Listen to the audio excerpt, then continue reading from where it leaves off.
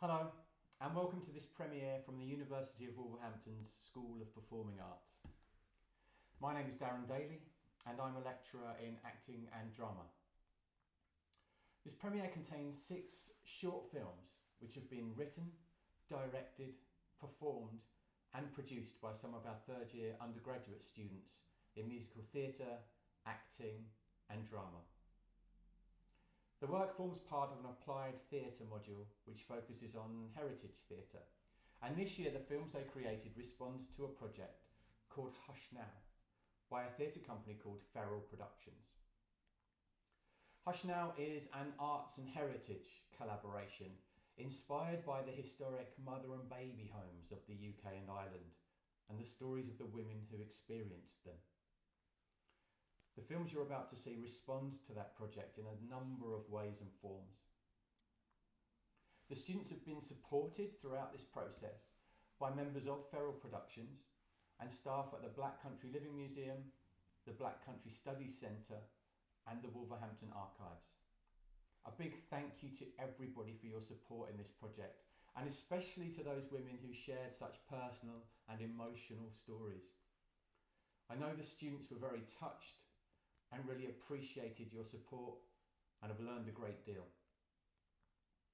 Finally, it's worth mentioning the challenging circumstances under which everyone has worked this year.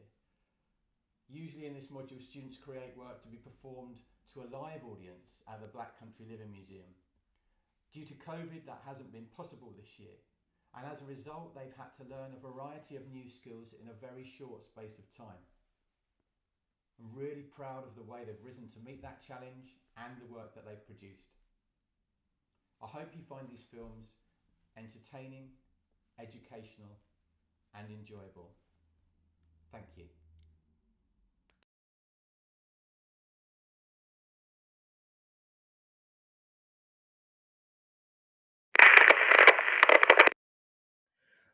There you all are. Good. Come in. Get yourself settled down. Right. Everyone good to go? Fantastic. Now, first of all, thank you for agreeing to do this, everyone. I believe it could be the most important assignment in the history of this paper.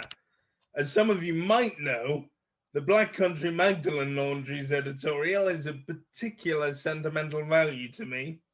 And for those of you that don't know the details, in 1913, the year the homes in the Black Country first opened, my great-grandfather worked for this very paper. You see, he wanted to run an editorial on the lives of some of the women he met while investigating the homes for himself. Now, I'm about to show you a series of tapes I recently uncovered from an old family archive of mine. You're going to see 3 interviews. The first 2 are from residents of the time that my great-grandfather interviewed while he was conducting his editorial. The last of which is from the child of a former resident I conducted an interview with.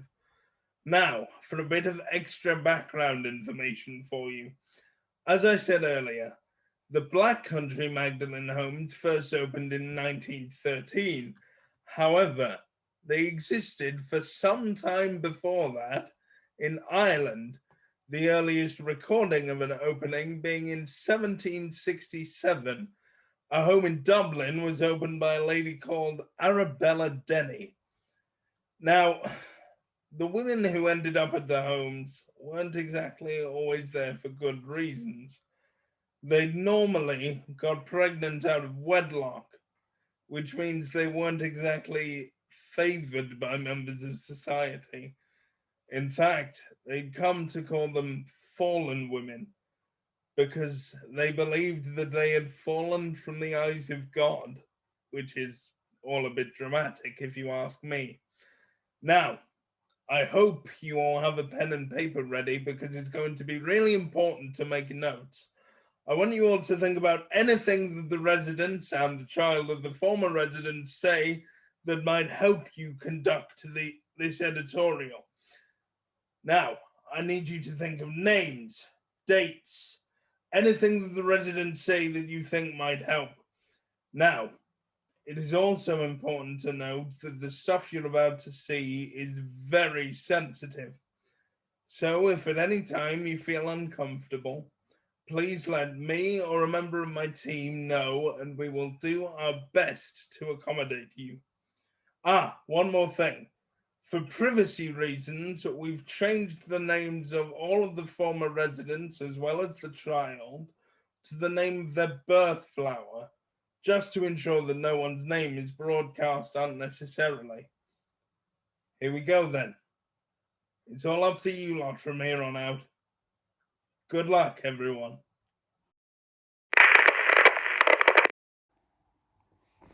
My memories are still strong. I don't cry anymore, but I still remember it all. We suffered for years with sadness, us girls. It really hit us when the babies left. I was 15 when I got pregnant. The lad that I eventually went to bed with, 21, and it was only the once. But back then, I didn't know how it all worked, you see. I didn't mean for it to happen. It all happened very quickly after that. The lad left, my mom found out, and I had a social worker assigned to me. She sorted it all out with my mom and about where I would go. And then they sent me. In the home, we were called waiting mothers before the babies were born, and we had to work right up until the day of giving birth. It was hard physical labour, scrubbing floors and the like. And the matron? Well, she was a nasty woman, really. Looked down on us. It's all about being looked down on in the home. On a Saturday, the matron would go out and leave us sausages and spuds to mash and eat. We girls knew where the grocery van was, only nearby where we were. So we'd sneak out and buy some corned beef, 2 lamb chops, and a jar of mint sauce.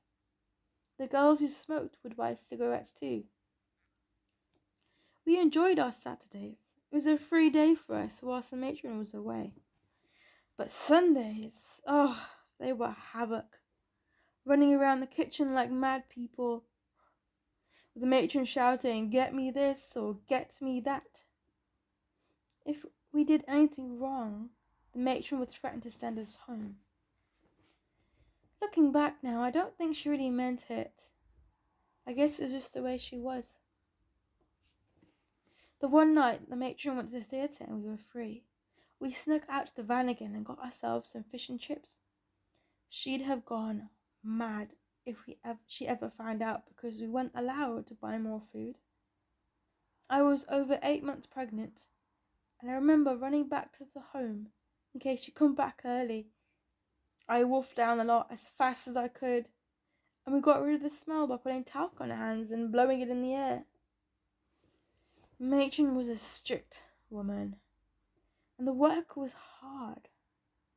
But we made the best of it, us girls. We had to. When I left the home, I said, "Thank you for everything," to the matron. The other girls looked at me with sad eyes. They knew they would have to go through it themselves. We were all together, yet separate, really. My daughter was born in March. I had a long labour and I was alone for it. I cried when they finally showed me my little girl. It was routine back in those days to take the newborn babies away for a while and then give them back to the mother all wrapped and clean. She was a perfect little thing. I was able to stay with her for a few days whilst I was in hospital. I'll treasure these days always.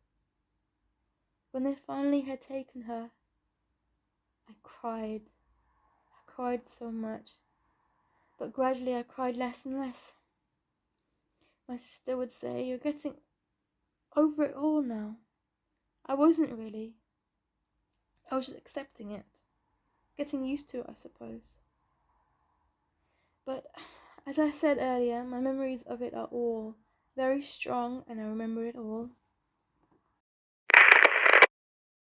in Wolverhampton, and the matron that was in charge gave us 2 weeks' notice before our babies were going to be adopted.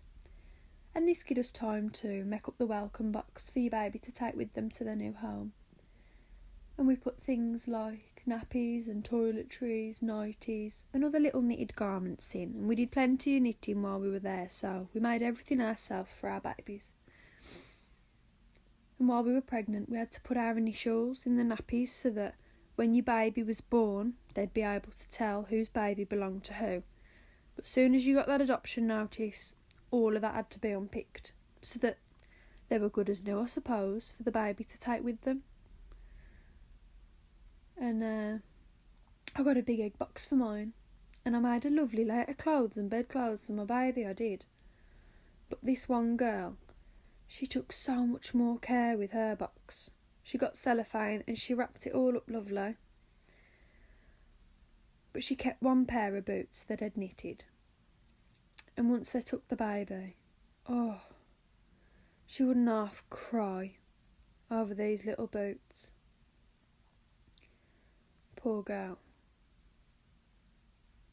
You know, we made good friends while we were there, us girls, and I think back now that we had to, for survival, if for nothing else, because we were all in the same boat.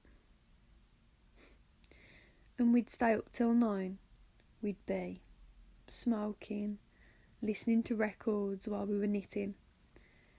There was the Isley Brothers, Behind a Painted Smile, and Frank Sinatra, My Way. They were always on at the time, and when I listen to them now, it brings it all back. And on the day that our babies were adopted, we were able to spend some time with them to get them ready and pack their box. And I remember the day they took my little boy like it were yesterday. I was putting him in a blue jacket that I'd knitted myself when the social worker burst through the door and snatched him right out of my arms. And all she said was that his adopted family had come early and they couldn't wait. So she took him. And that was that. It happened so quickly that she didn't take the box that I'd made. She just snatched him, half dressed, out of the room, and he was gone. So I kept the box, and I still have it. I remember him, and I remember it all, through the songs and through the knitting. I still knit today.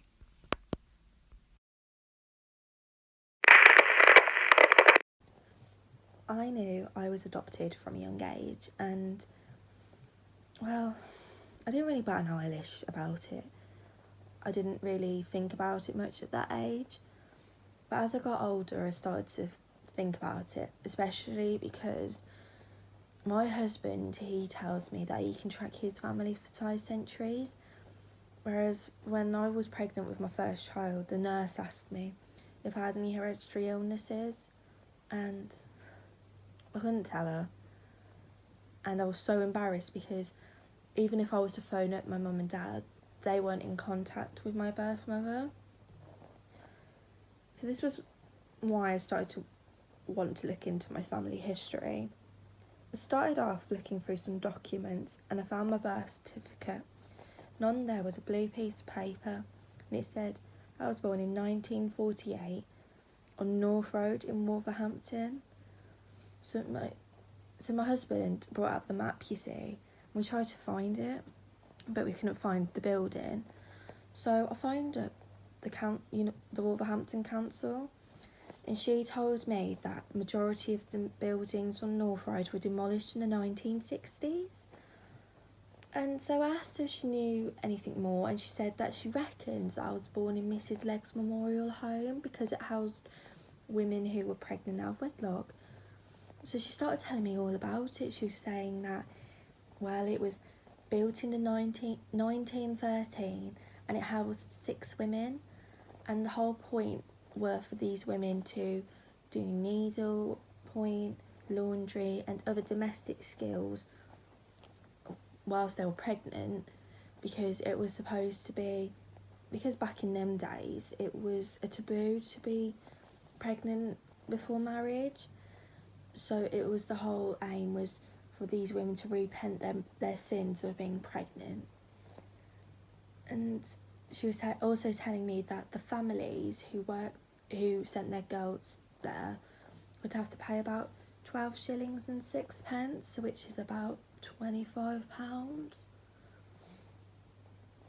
I found that my mother went there, my birth mother, and I did get into contact with her, and well, I didn't think I could ask her what happened in these homes. So when she introduced me to my aunt, I asked her what if my mother ever brought up anything that happened in the homes, because I've heard stories about it not being a good place, and she said that when we got back when I was a baby, because they decided to keep me, she just sat there. She was just silent. She didn't move, and I don't think she even ate. And it got the family so worried that they didn't want to leave her alone with me, and that's why they sent me off to the council to be adopted. I don't know what happened in them homes, but the support back then wasn't there. So a majority of the girls would have been kicked out of their homes if they were pregnant out of wedlock. So I can't help but think that these homes were some sort of sanctuary to protect the women.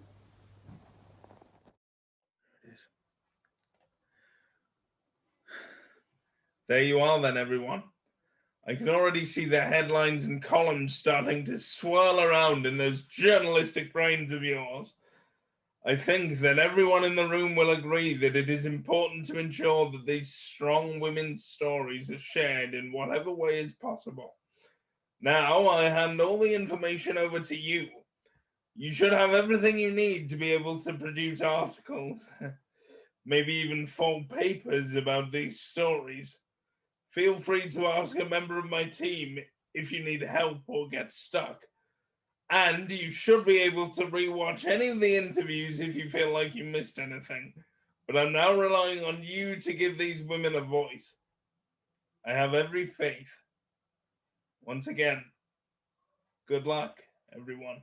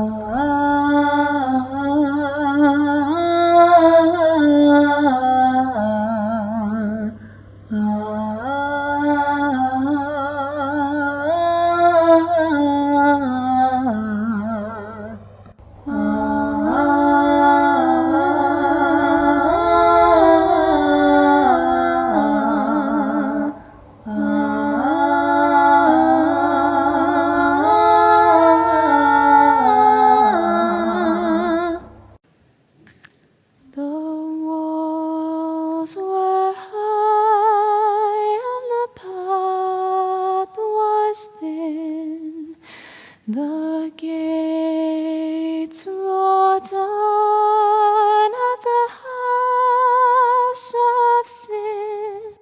They bore inside a forsaken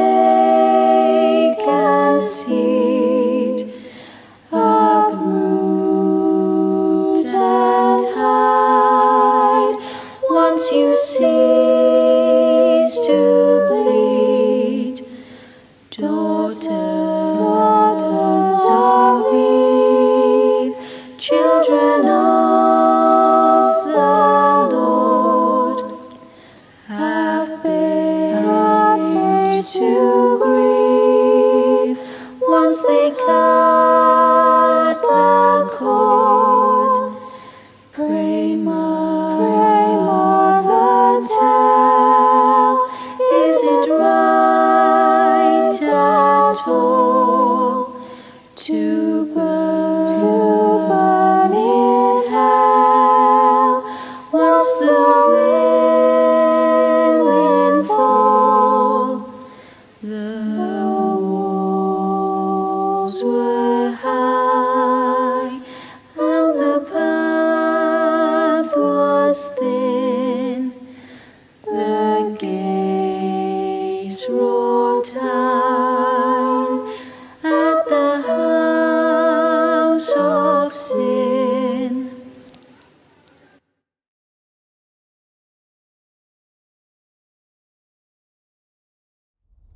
My gorgeous child, you inspire me to write.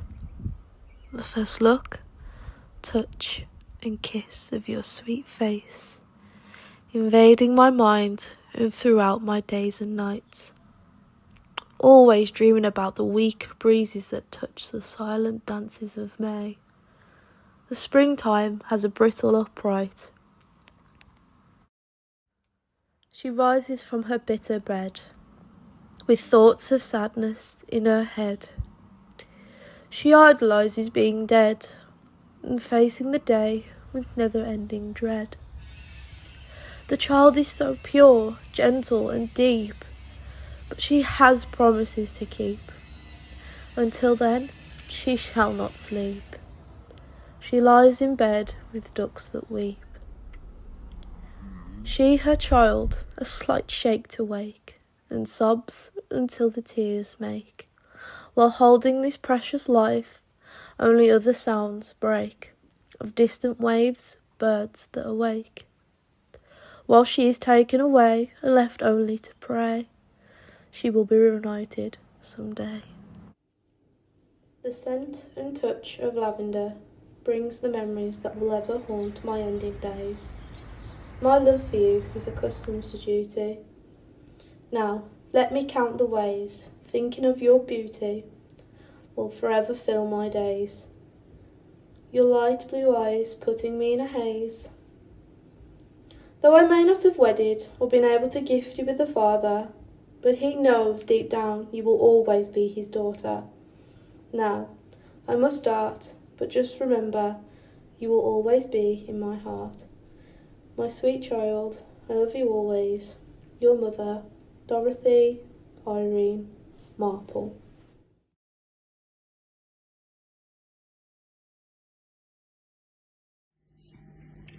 I was a child of shame.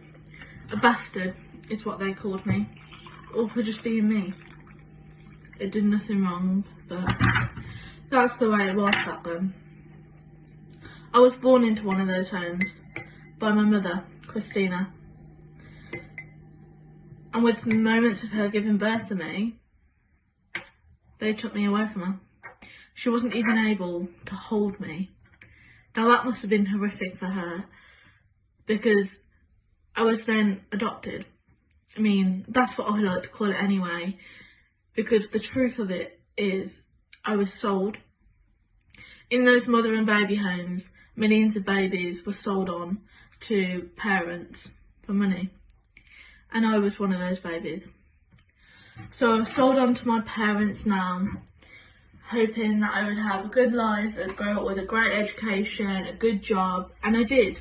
I can't fault them, I did. They were lovely parents.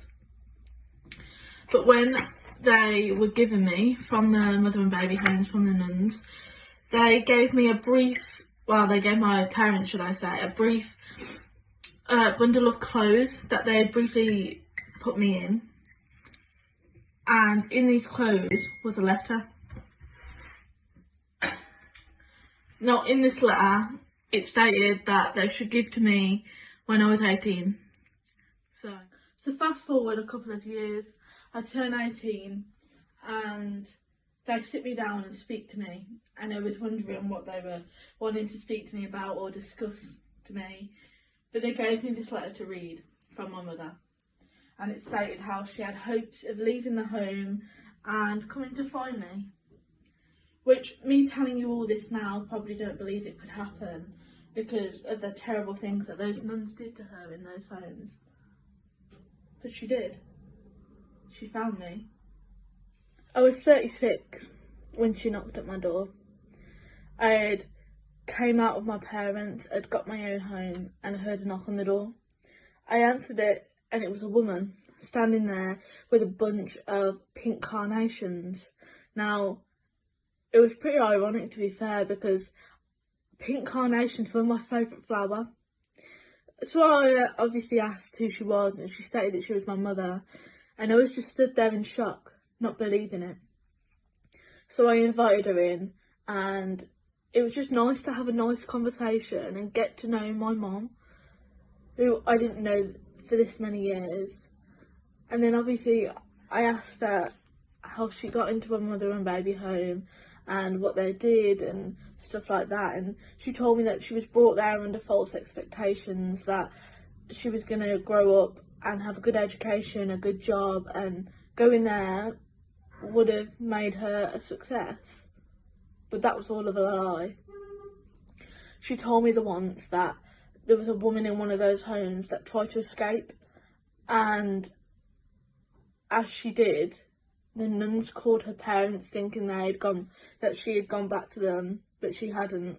But they ended up finding her anyway, and her father came back because the nuns had contacted him and beaten her senseless. She was black and blue, and then the nuns punished her further and shaved all of her hair off just because she didn't want to be there. Like, that's just horrendous. She then went on to tell me that she'd work ridiculous hours from 6 in the morning till 6 in the evening with no break, and she couldn't even talk to the people that were stood next to her working. They all had to work in silence. She'd sit there scrubbing the floors with not proper cleaning tools. She'd have grazes all over her hands. It was just horrendous the way that they treated her in those homes. But now, every special occasion, she brings me pink carnations, or every time she sees me, and that's our flower, because she likes the meanings behind things, and that flower symbolises the love to a child, joyfulness and happiness, all the things that she wanted for my future. Pink carnations make me think of my mum happy and not distraught the way that those nuns treated her. It was a way of us moving past what had happened, not forgetting, just moving.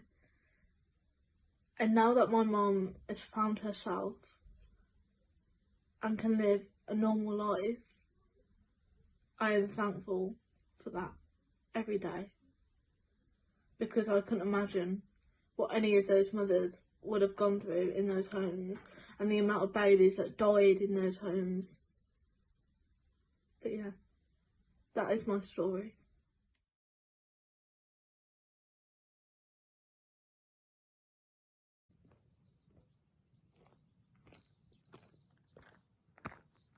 You must listen without judgment, yes?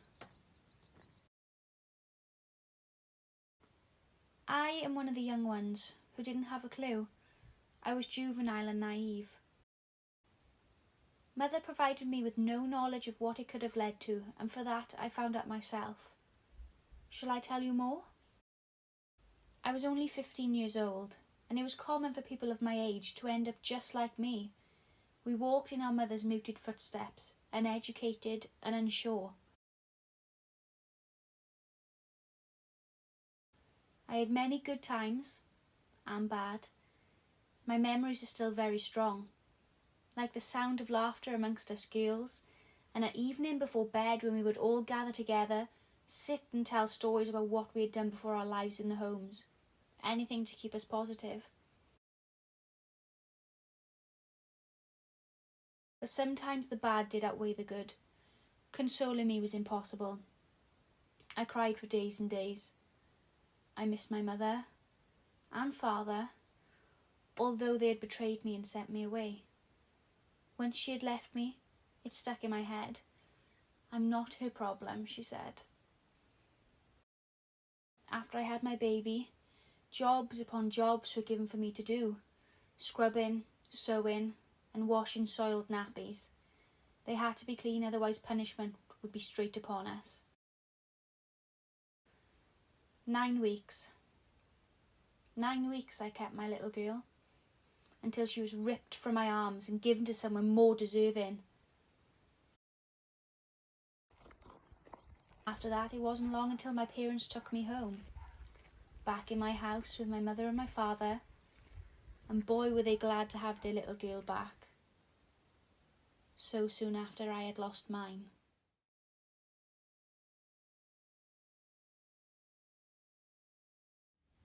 The house was 3 stories high, which meant there was plenty of cupboard space to hide us skeletons. They gave me a new name, a good Christian name, although they did often take it upon themselves to remind me that I was not a good Christian. We were fallen women, they would say.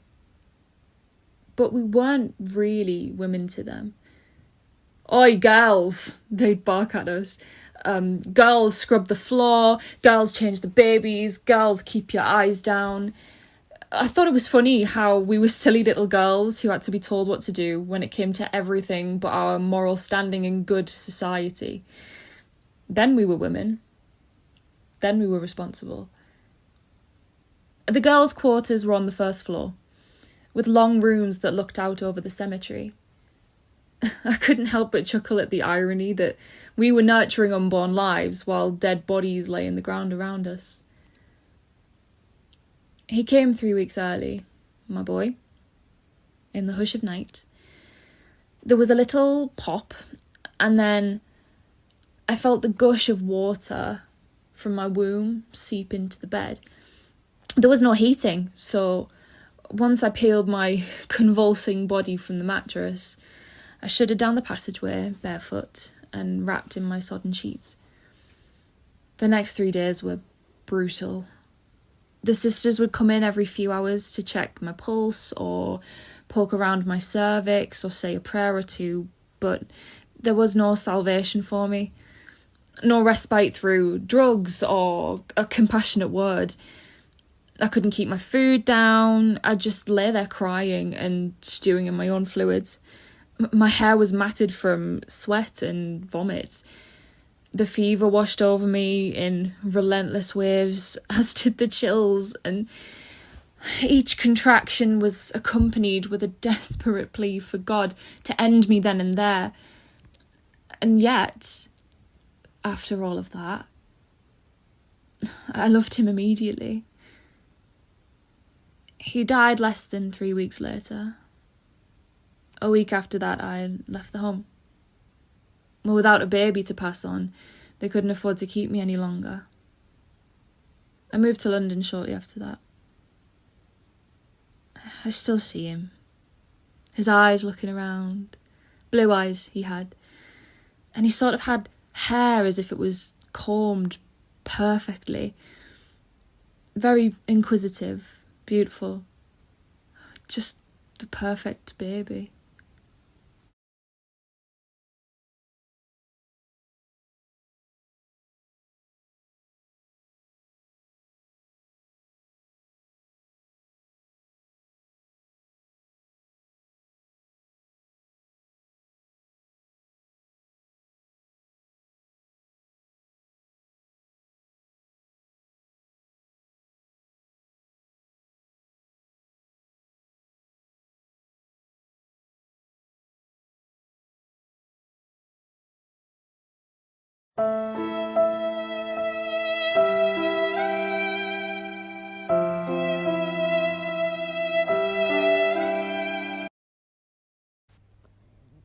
As many of you know, today is March the 8th, which marks International Women's Day. There are 2 women that have influenced my life massively. The first is my adopted mum, Tracy. I can't thank you enough for bringing me up to be the person I am. You've been the best parent I could have asked for these past few years.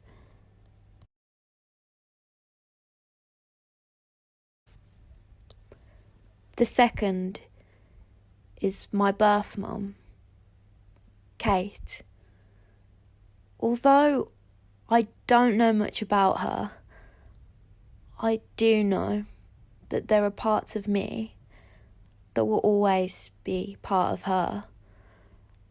I know she was the strongest woman and made the hardest decision to give me away, to let me have a better life. I'd love to know more about her, and I know someone out there knows what happened to her and how I came to be adopted today, on International Women's Day, I'm asking for you to share this post so I can find out who I am. And most of all, help me find out who my mother was. Please, share this post with all of your friends. And if anyone can help me at all, please message me. The information I have is as follows. Her name was Kate Smith. She was born on the 1st of February 1970. She had me, at 20 years old, on the 30th of October 1990. Please help me find out about my mum. I love the ladies at the end of the day. They stand in a row together. The swell of their stomachs, fat with carbs. We stand and stare together. I rest my hand on my own, stroke its slope, and wonder what made this happen. The cows move. Hello, Rasheen. I saw your Facebook post. I remember you from when you was a little girl. A baby, in fact. Your mother was in the Magdalene home that I worked in. I was a nun in there, but I'm no longer one now. I would love for you to call me and we could discuss your mother further. 07854 735 535. Thanks, Mary. Hi guys, thank you for all of your responses to the post that I put out a few days ago. I have actually had a response from a lady that says that she knew my mum in a Magdalene home. I've never heard of one of those before, but I'm planning to meet her, but I'll keep everyone updated. I'm really grateful for all of the help and everyone that sent me a message. I just want to say thank you, and I'll let you know how it goes.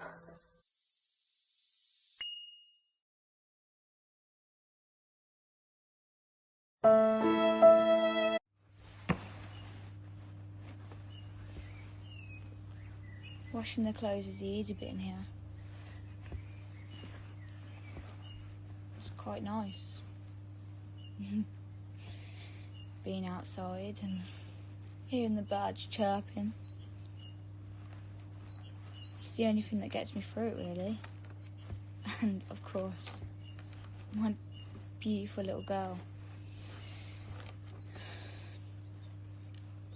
But the truth is, I just don't know how long I can cope in here anymore, and I feel like I'm gonna slowly but surely lose my mind.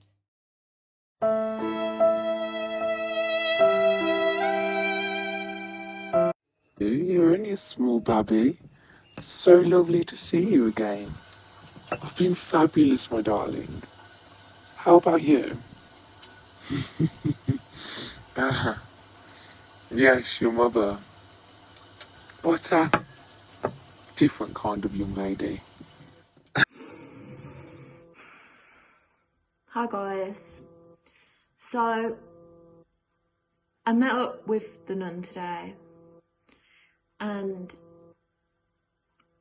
she basically just spent the whole time slandering my mum, saying how much of a bad person she was, that she didn't care about me, but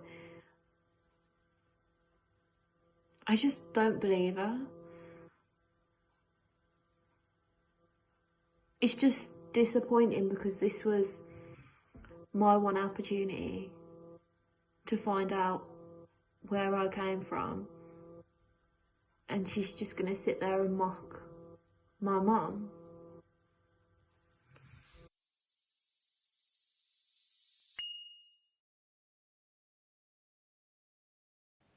one doesn't always have the kind of words for a woman like your mother. Amazing grace, how sweet the sound that saved a wretch like me. So, I just got off the phone with the woman that was in the Magdalene home with my mom, and I'm just shocked at what she told me. I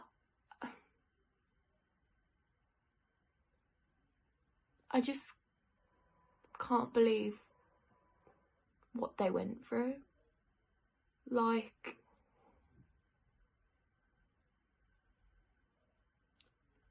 they stripped them of their names. The second they got there, they stripped them of their names. And to me, your name is the one thing that is yours. So they're taking their identity, and then they're taking their clothes. They have to wear a uniform. Sometimes they even shave their heads, cut their hair, as punishment if they did something wrong. They slept on dorms, like prisoners. I just can't believe it happened, and I can't believe it happened not long ago. I mean, they started in the 18th century, but they ran through till the 20th century, and all because they had babies before they were married. It just seems ridiculous, and it seems ridiculous that it happened and no one knew, or they did know and they didn't do anything.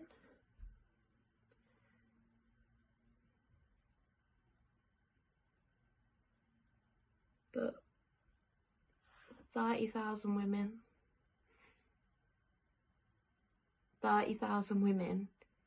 went through that torture, all because they had a hard life. 30,000 women were separated from 30,000 babies.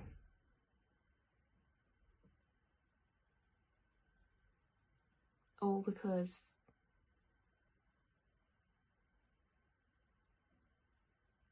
they were saying that they were unfit mothers because they committed a sin.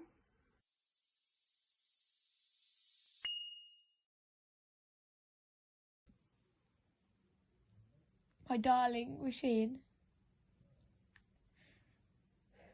today is the day that they're going to take you from me.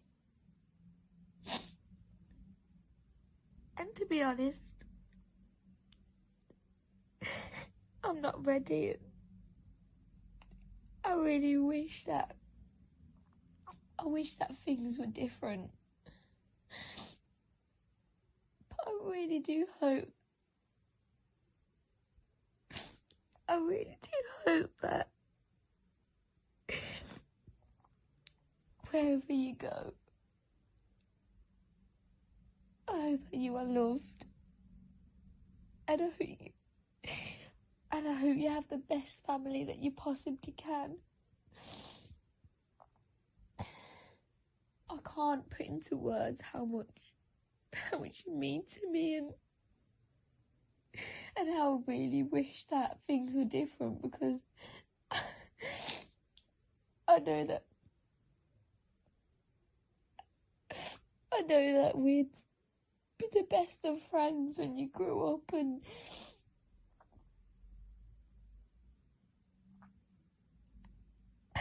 but I hope your new mummy and daddy, I hope they love you and you get everything that you deserve.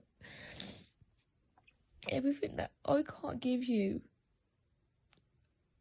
or haven't had the chance to be able to give you yet. I just want you to know, even though I know you're never ever going to see this, but or hear this, I just want you to know that you will always be my precious little girl who I love dearly. I love you so much, darling. Lots of love, Mummy. Hi guys, so this is going to be my last video. I've decided that for now I just want to live my life and not worry about stuff that's happened in the past. I hope you all understand, but yeah. I'm going to keep researching, trying to find out more about my mum, but for now I just want to say thank you for all of the support and I really do appreciate it.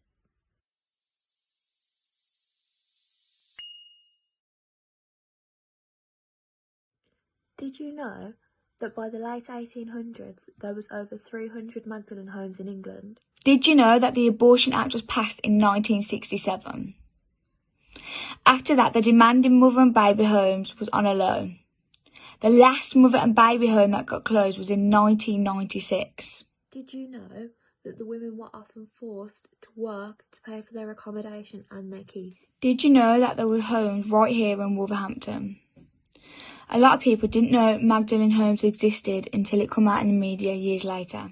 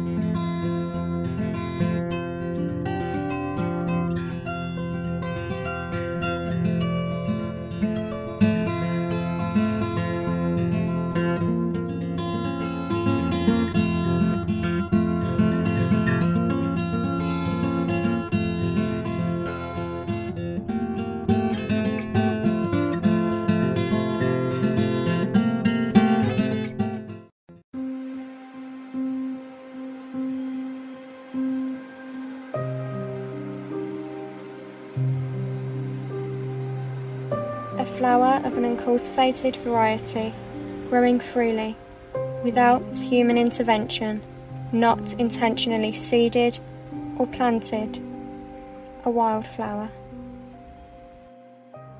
Hush, little baby, don't be afraid. Mama's gonna clean up the mess she made. And when that mess she made is clear, Mama's gonna hold you close, my dear. And when the pain of labour's done, I'll see you through the window, son. All day long I do my chores, being told that I'm not yours.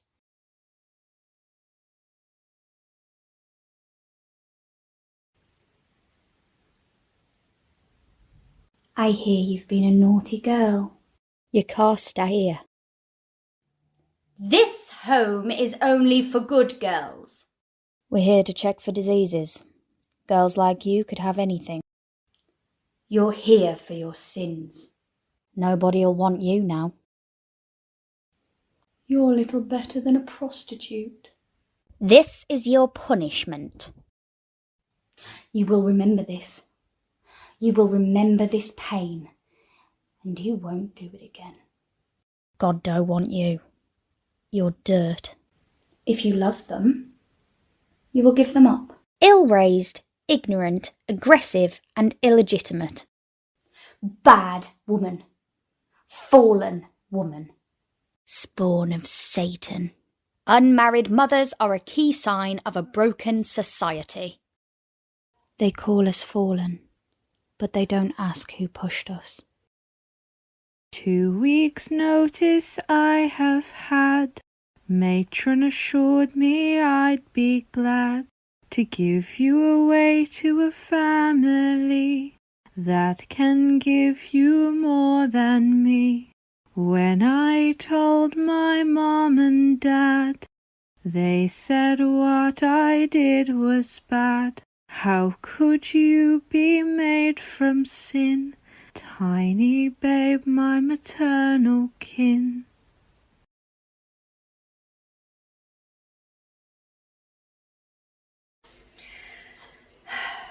Wrap your head around this.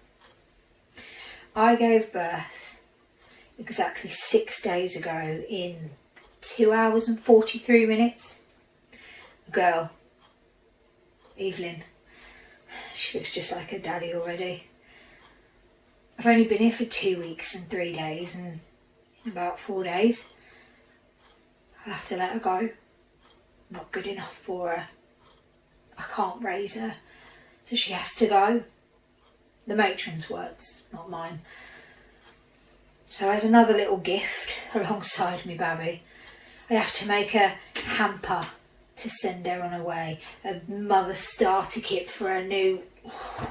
I kicked up a right fuss. The first time I ever raised my voice to matron. She stomped in and says, right, time to get prepared. And I said, what for? Thinking, this is it.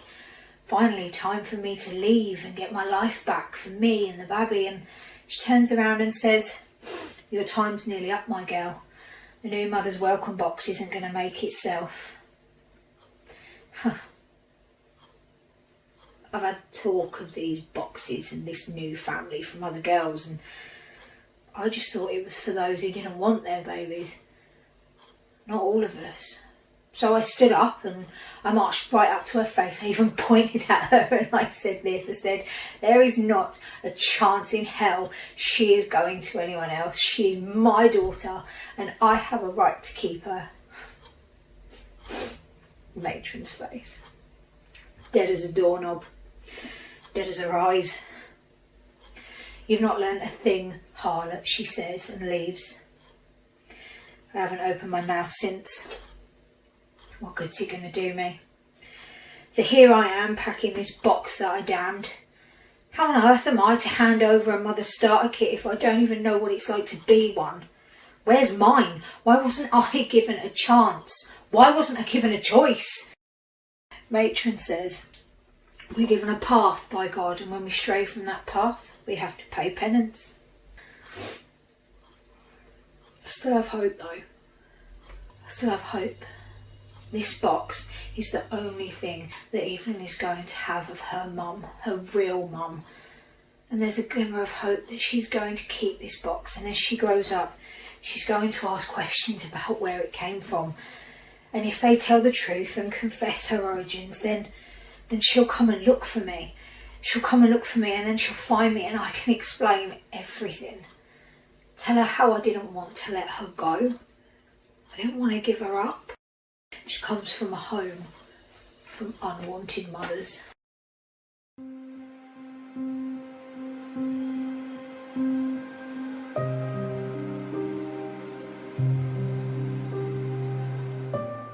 At noon I fed you from my breast, sat and held you on my chest, kissed you quick and got you dressed in blue booties and a vest.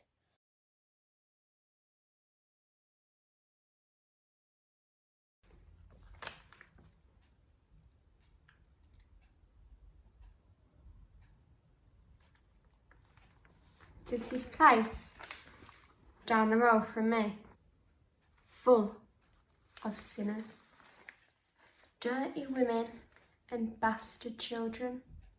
That's what my mum and my auntie Carol told me. Tell you who's destined for there? That girl next door is. She comes from the family of scruffs. The dad is proper half-soaked. He works 3 menial jobs just to earn the same as my dad does in one. Are you surprised she's turned out the way she has? The apple never falls far from the tree now, does it? You can't get a minute's peace round here with him. Other day, he was shouting his gob off at the mum. Something about her hiding her dirty washing in the cupboards. God knows what she does all day when he's off working. But I tell ya, the daughter is a right 'un, and she's only my age. Last Friday, it were her 14th, and our Carol saw her knocking about in the dance hall. Older sister got her in. Trotting around in high heels and everything, strutting around like the Queen of Sheba. She's been knocking around with this older lad, Jack, who's only after one thing. He works on the estate on the way to school. I swear, she hitches a skirt up for him. She's a right tease. He's always eyeing her up. She's gonna get him into right trouble. He's 25. She says she don't like him. Makes out like he's obsessed with her. I reckon it's for attention myself. Even Mum said it. That night of her 14, she came in early hours of the morning. One of her heels had snapped off, her tights missing, and makeup all down her face. She looked a bright state. Tell you how I know. I heard her mum hid her in the cellar till morning, so her dad didn't find out. Not that I was nosy or anything. Who knows what that Jack sees in her? Now, I'm not saying that I'm an oil painting, but neither is she. I'm not like her and me. My dad's brought me up with morals. I'm an honest girl. And once the lads have been round her and had the fun, they'll soon come running back to me. And where will she be, eh? When she's got knocked up by one of the lads she's at Copperfield. And after that, she'll have made her own bed.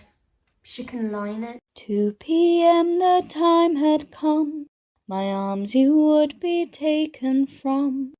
The couple whom you would be placed came to stare down at your face.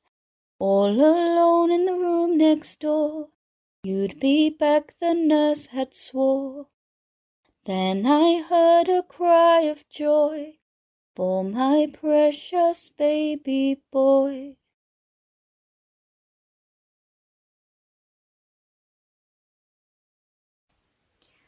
Our Marg was the apple of Dad's eye. Although we weren't well off, Mum and Dad loved us to bits, and they'd do anything for us. When Marg was 19, she met Bobby. He was a rogue, not exactly what you'd call loyal, but he was the love of her life. When she found out she was pregnant, she was really scared, and she hid it for ages because she wasn't married. She told him, but he wasn't the sort of settling down type in any way. He didn't take responsibility for it. He left her. So eventually Marg told Mom, and Mom eventually told Dad. Dad wasn't angry. Luckily, he was a very gentle man. But he was disappointed. He wanted Marg to make something of her life. Suddenly, Marg became really ill. She went down to 5 stone in weight, and that's when she found out that she had TB. TB was highly contagious and so dangerous in those days. She was sent straight to the hospital because she very easily could have died. She was in the hospital for months, broken-hearted, completely separated from the rest of the family, and heavily pregnant. There was a lot of prejudice in the hospital. She wasn't treated well by most of the staff because of her situation. But in 1958, she gave birth to a little girl called Teresa. Unfortunately, the baby wasn't allowed to stay with her because she needed to be inoculated against the TB.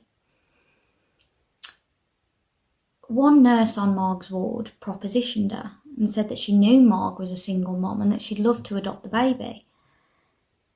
She reassured her and said that she'd give the baby anything she could ever want. But Marg would never let her baby go. She was to stay in the family and not hidden away. She was determined to keep her, no matter what anyone else said. So Teresa lived in the family home while Marg was still at the hospital. Everyone just sort of guessed that Marg had a daughter because it was never spoken about. After several months, Marg was finally able to move back home, but her lungs had been badly scarred by the TB. Neighbours would say really hurtful things to her. In their eyes, she'd ruined her reputation and she was a bad woman. But Marg was strong and she always stuck up for herself. Teresa and Marg lived with the rest of the family until Marg met Jimmy. They got married and she soon fell pregnant again. It was far from a happy marriage though. Jimmy always resented the fact that Marg had had another man's child and always used it against her. Knowing that Teresa would probably have a miserable life living with Jimmy, Marg allowed Mum and Dad to adopt her. Teresa had a really happy and loving childhood and she got to see Marg every day. But because she was raised by Mum and Dad, Marg was always known as her sister. I guess you could call Marg one of the lucky ones. But her life was always marked by what she faced. She didn't have a happy life, but her strength and her determination always shone through. How do I know all this? Well, my name is Teresa, and our Marg gave me life. And I'll always love her. She was me mum.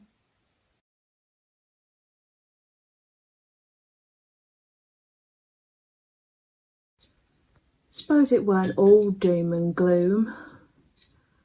On Sundays we were allowed to have the radio on in the common room. And I knew my Roger'd be sat eating his dinner and listening to the radio too. I imagined I could talk to him across the airwaves. I'd tell him that I wished he'd come and get me, but I knew it weren't his choice. His mum and dad wouldn't allow us to marry. It was too late. Oh, his face started off light up when I told him about the baby though. I missed him so much. My roommate, Martha, Marty we called her. Always loved to act a bit well-to-do, our Marty. Honestly, God love her, she might as well have had a key to the place. She never let nothing get her down though. She wouldn't have none of this feeling sorry for yourself business, oh no. Keep your chin up, she'd say. Better days are coming, things will work out. Well, 'cause they had to, didn't they?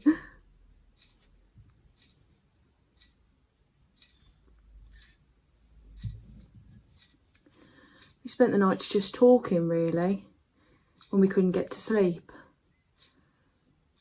I miss the feel of my dad's overcoat on me. I didn't realise duvets came without sleeves until then. I admired our Marty. The strength she had, she just got on with it. Never once moaned. Sticks and stones may break my bones, but words will never hurt me. That was what she'd say. We had a few laughs, me and her. And matron, especially during needlework. I've still got the callus on my finger from where the needle pricked me every time. It weren't my strong suit, let's put it that way. One Friday, we just had this immense hankering for chips. And I ain't talking about your regular chippy chips. These were orange chips. Oh God, they're lovely. If you didn't have any money, you just get a bag of batter bits. They didn't cost you a penny. Oh, but our Lady Marty wanted chips. So we put together. Now, bearing in mind, I were about 8 months gone, but I legged it to that chippy. I'd have gone and asked Mr. Miller for a pack of broken biscuits if I had the time, but I had to be quick before Matron got back. Me and our Marty scoffed these chips down quicker than Uncle Ray getting a cup of sop down his neck.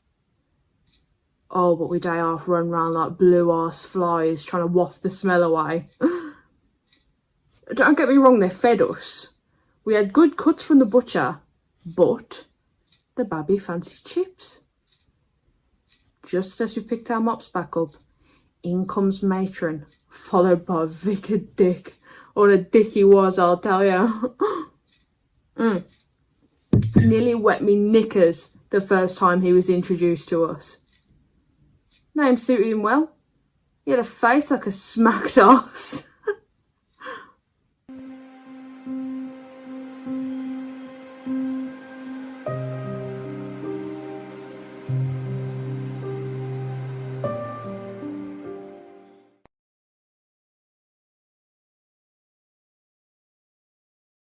And in that room I still did wait, as my heart began to ache.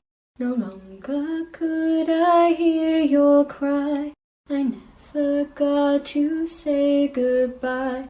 Then I said that the trade was done, told to leave without my son. The face of stone she met me with spoke of the hollow life I'd live. I was made to leave you be, but I hope you'll find your way to me. So hush, little baby, don't you fret. Though you're gone, Mama won't forget.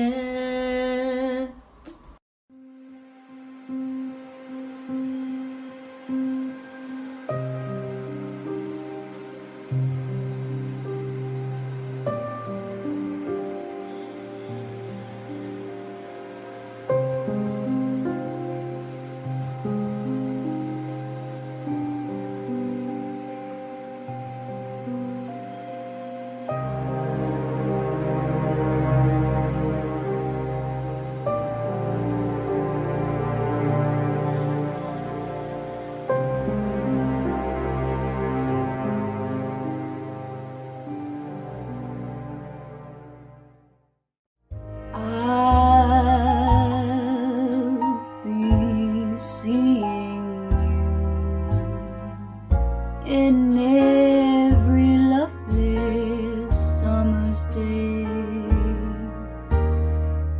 in everything that's light and gay, I'll always think of you that way. I'll find you in the morning time, and when the night is through, I'll be looking at the moon, but I'll be seeing you.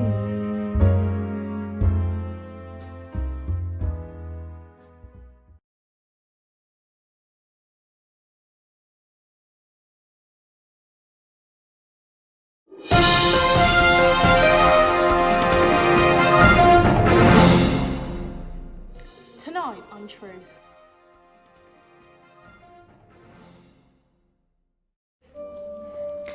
Mother and baby homes were designed to provide residential support to unmarried, pregnant women. Women most commonly entered a mother and baby home due to lack of alternative services and a fear of social ostracism, which required their pregnancy to occur in secret. Some women were sent to the homes by their parents, either out of fear of social disgrace or as a means to break up the relationship with a putative father.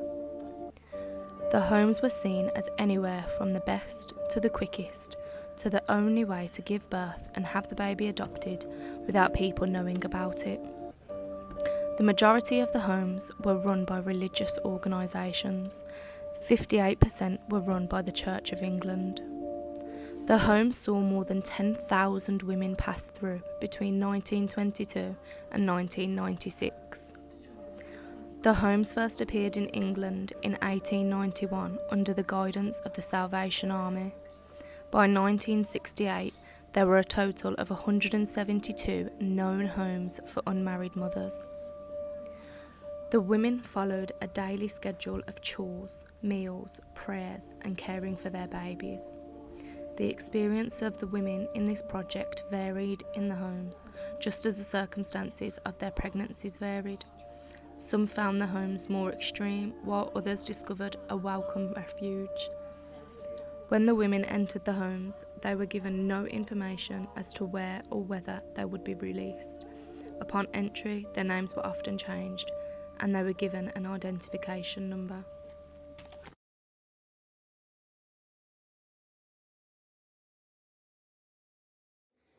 Here is a reconstruction of a diary entry found from a former mother of one of the baby homes.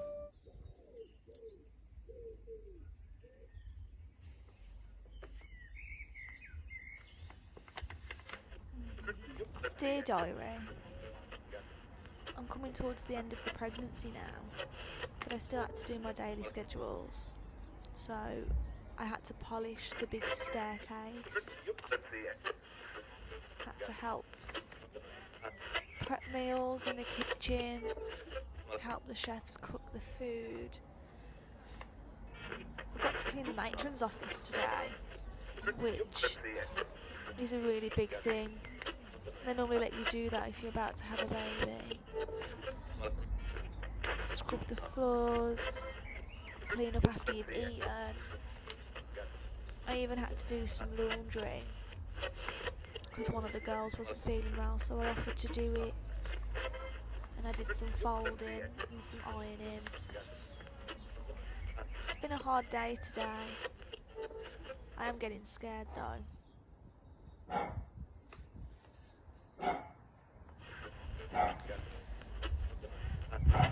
Today was the day I'd been dreading since the day you were born. I had to get you ready for someone else to take you. I had to dress you, feed you, nurse you as you cried, and it was killing me because I knew I would probably never ever see you again. I remember packing your little case of clothes of what you have. I know I shouldn't have, but I kept the first outfit you've ever worn in your whole life, just so I could keep a piece of you with me forever and know that you're safe wherever you may be. I hope that your new family treats you well, and I hope to see you again at some point. God, I can't imagine how much you've grown, what you look like, even the way you smell. I hope I get to see you again soon. Your dearest Mum. Most women were explicitly told when forfeiting their child to adoption that they could and would never see their child again. It was frequently understood that the pregnancy was the mother's problem and not the father's, and she was therefore left to deal with the consequences of their copulation without his support, guidance, or aid. Most commonly, infants were adopted at 6 weeks old. This was because a mother could not give legal consent for their child to be adopted until it was 6 weeks old.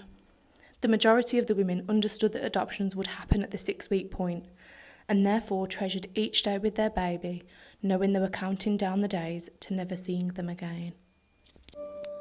And now we have an interview from Daisy, a former child from the mother and baby homes. The nun pulled me by my arm. I was in tears, and I remember looking at my mother, and I remember it like it was yesterday. She gave me a small smile, and then turned around, and that was the last time I ever saw my mother.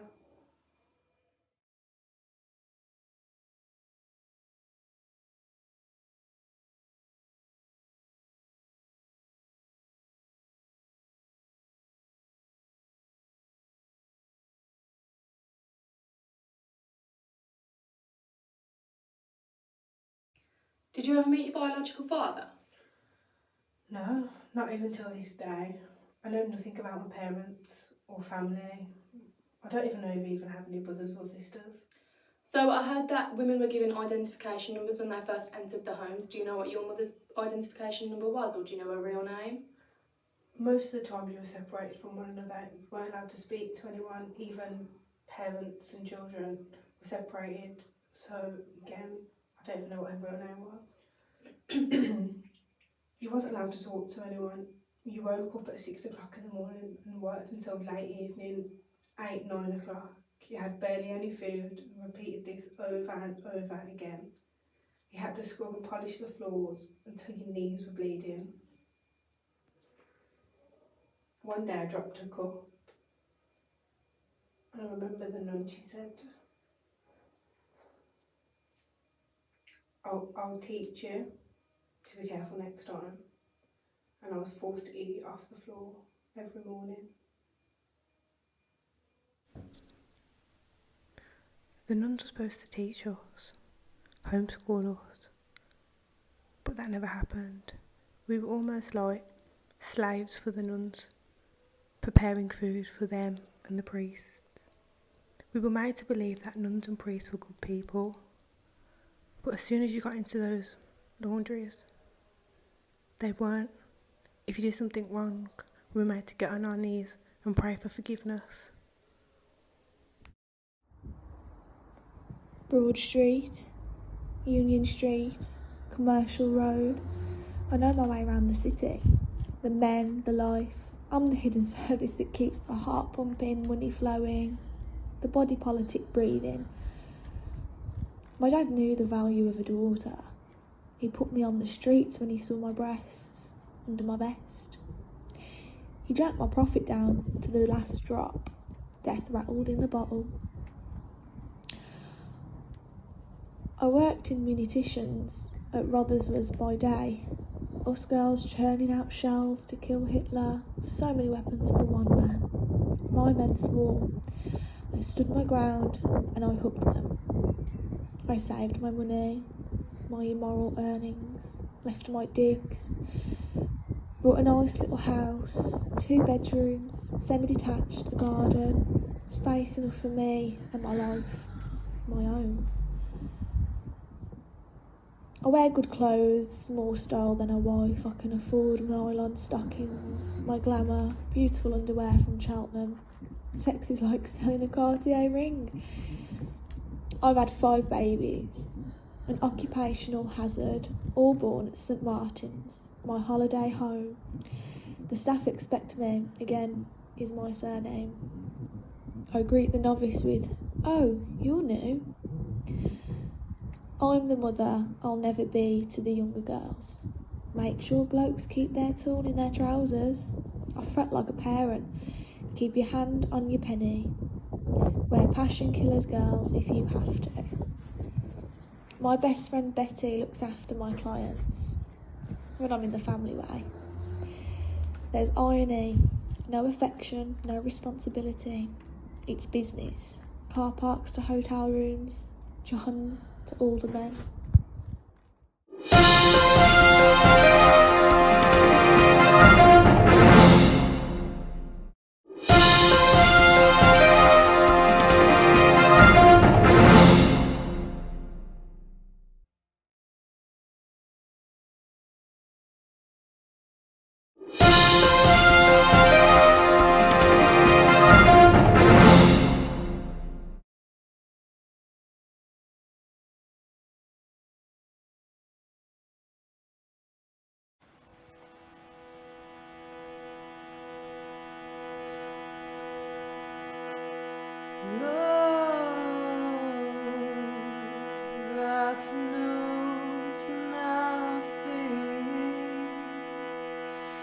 Streets of Wolverhampton,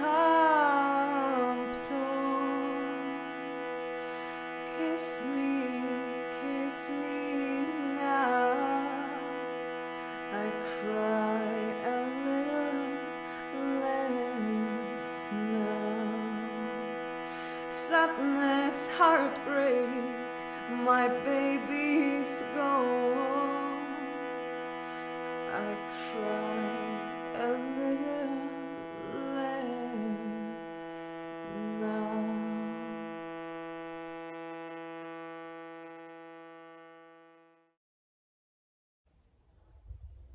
Mother and baby homes.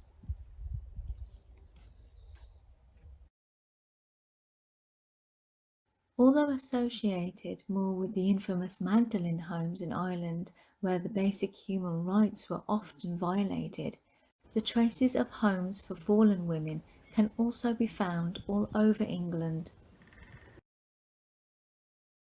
with the first institution opening in 1891 in London under the guidance of the Salvation Army. By 1968, there were a total of 172 known homes for unmarried mothers, mostly run by religious bodies. Those institutions became a shelter for women who found themselves pregnant out of wedlock. Those fallen women were stigmatized and pushed away by the society that they grew up in, and their families who, to avoid shame and scandal, often just sent them away to faraway towns to place them in mother and baby homes. Those pregnant who stayed at home were frequently forced to stay inside, out of the sight of the neighbours, leaving the room and hiding when someone was visiting, wearing fake wedding rings or oversized clothing to hide the shame.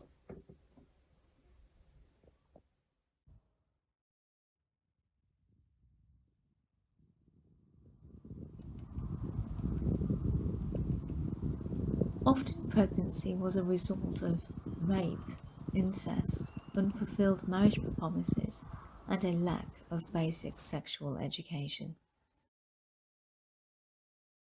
Parents did not discuss sex with their children, and neither the teachers in the schools. The body was considered as impure, ignorance around sex that was suggesting purity, respectability, and innocence. All the effort to avoid the shame the out-of-wedlock pregnancy brought upon the families could not help those women to wash away the trauma and the feelings of guilt, hurt, and humiliation others made them feel.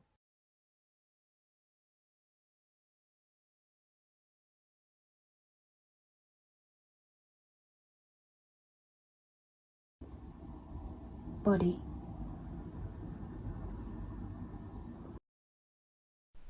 Mystery. It shouldn't exist. Falling. Love.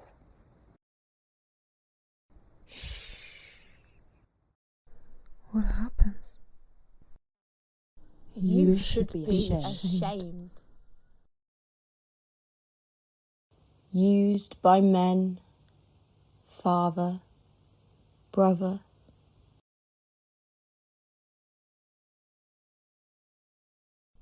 Respect.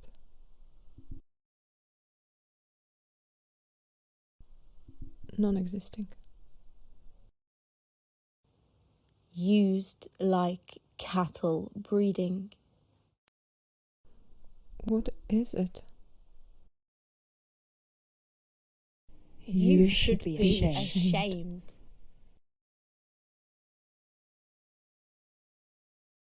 Education, non-existing. Mom? Mom? Mommy? You are a sinner. Falling. Street. Pregnancy. Death.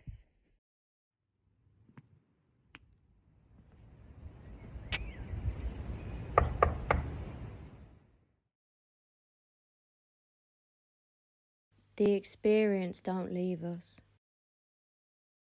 We have bad and good memories. We lived in Wolverhampton, but the church dictated that we were to be sent to Shropshire. I went there in January 1969. I call it the home.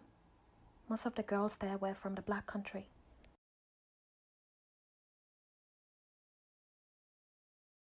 I was 15 at the time. Me and my friends in the same street met up with lads who were older than us in the next street. The lad that I eventually went to bed with was 21, and it was just the once. I realised I'd not had a period. Mum said, "The police have been at the door. Have you been doing things you shouldn't? Did you use anything?" No, I hadn't. What did I know about sex? The lad had run away because he knew the police were involved. A female police officer took me to the police surgeon. I remember, he said, I had pendulous breasts and I had an internal examination. No, she's not a virgin. Yes, she is pregnant.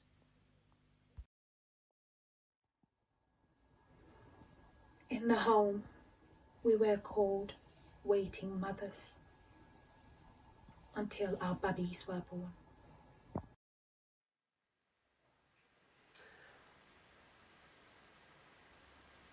We were made to work before we gave birth.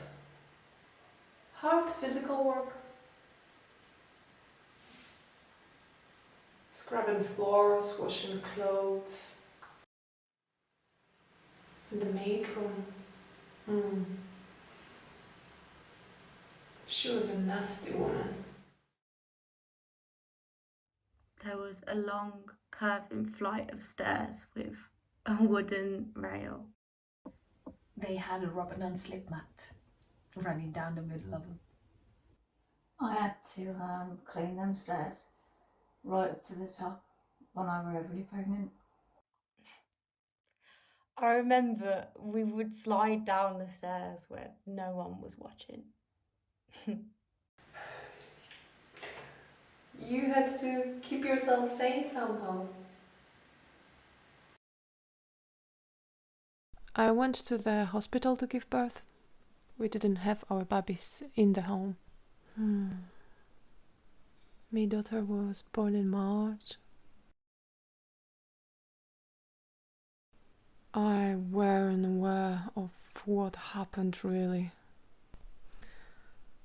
I had a long labor on me own at night. When they showed me my little girl, I cried. It was routine in those days to take the newborn babies away for a while and then give them back to the mother all clean and wrapped. In the common room in the hospital, I would see the married women with their rings excited to be taking their babies home. "Don't worry, love. Someone will love you," the one nurse said while she stroked my baby's head. I thought, how dare you? Someone does love her. Me?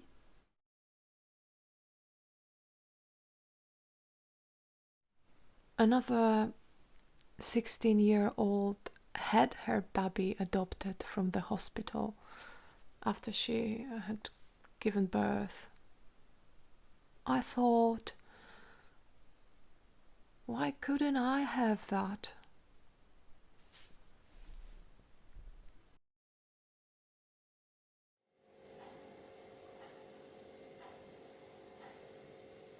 I had 9 weeks of bonding with my baby at home before she was taken away. I had to find coping mechanisms, you know. During the time at the hospital, I would hold my baby and stare out of the window thinking of running away. But where will I go?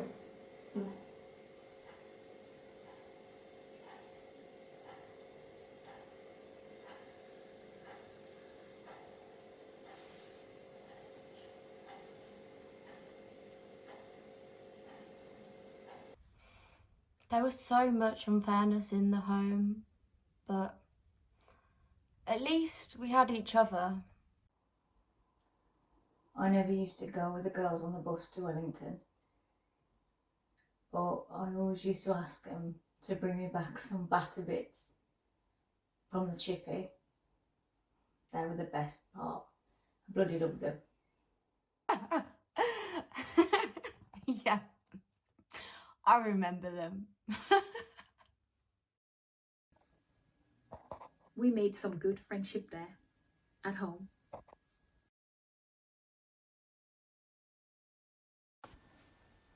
When I first went into the home, I shared a bedroom and there were 4 of us girls in there. After we had our babies, we were moved to a smaller bedroom, then a 3rd bedroom before we went home. The home operated on the next system basis sort of thing. As one girl left, another came in. 4 girls in the 1st bedroom, 3 girls in the 2nd bedroom, 2 girls in the last bedroom.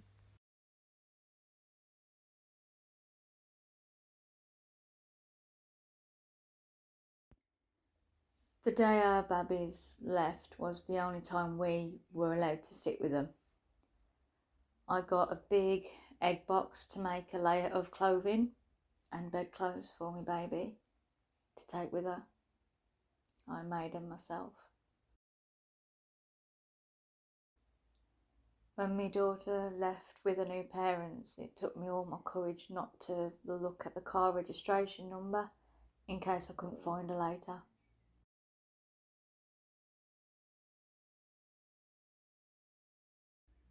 Before my baby left in May, she was settled in a Moses basket in the nursery with me and a chosen friend for a couple of hours. All I could think was, I'll never see you again.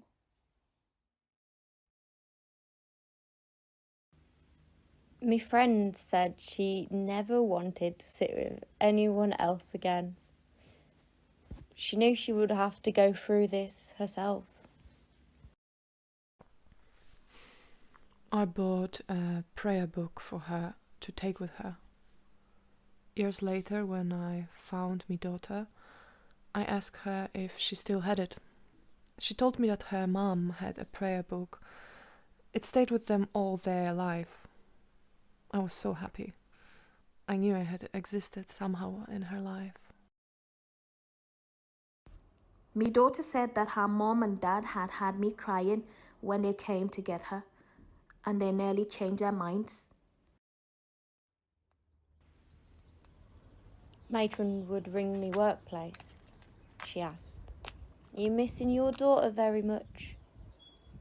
So cruel.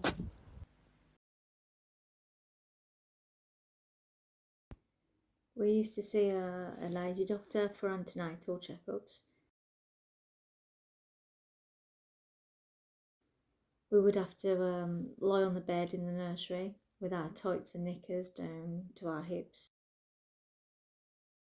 covering our pubic area, and she would feel our stomachs. Matron would pull our underwear down to our ankles to show what we'd got. It was to degrade us. It was so humiliating, so cruel.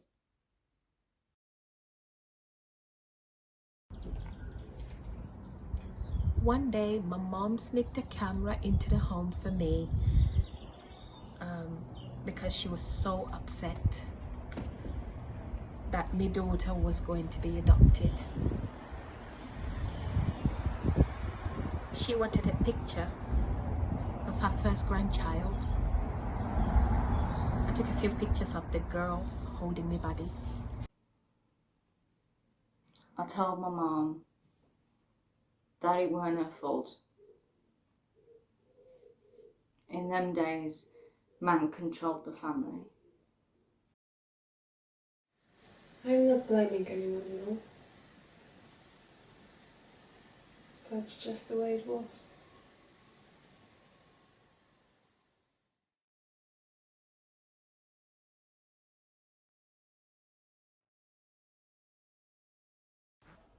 Sundays were havoc.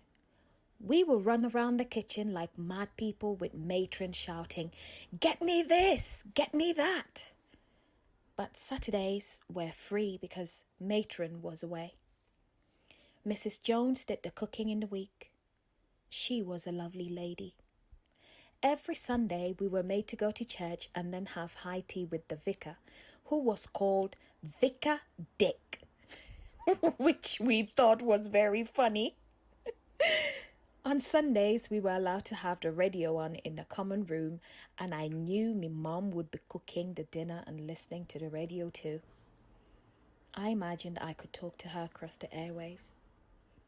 I missed her so much. I made good friends with the other girls.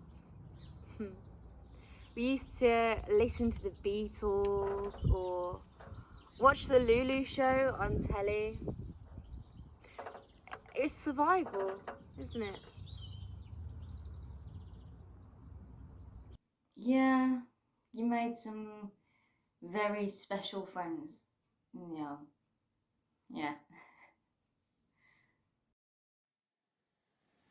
When I left the home, I said, "Thank you for everything, Mrs. Jones."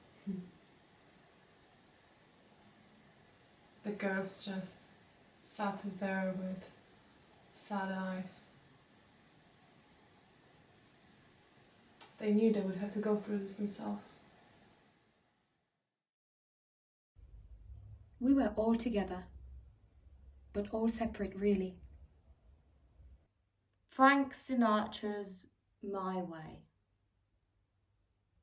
That song reminds me of the home. It was playing the day that my sister came and visited me, and we cried together. The day before my baby was taken off me. And then I left the home. Regrets, I had them few, but then again,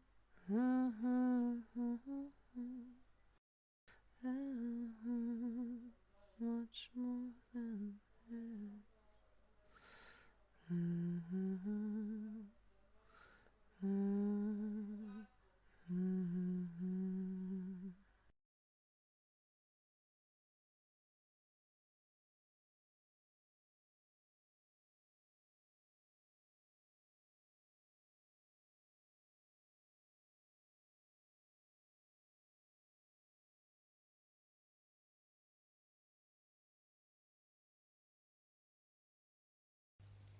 The history of mother and baby homes is full of distressing stories, and it's marked with loneliness and rejection.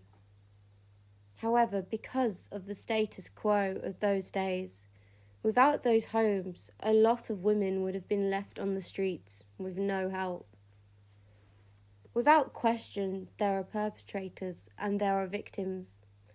Sometimes the stories of women and their babies varied, and the residents' experience depended on the doctrine of a home and the personalities of the staff. But there is the part of their stories that binds them all together. Extraordinary levels of resilience and a great strength of women who were silenced and hidden away by the morally questionable society.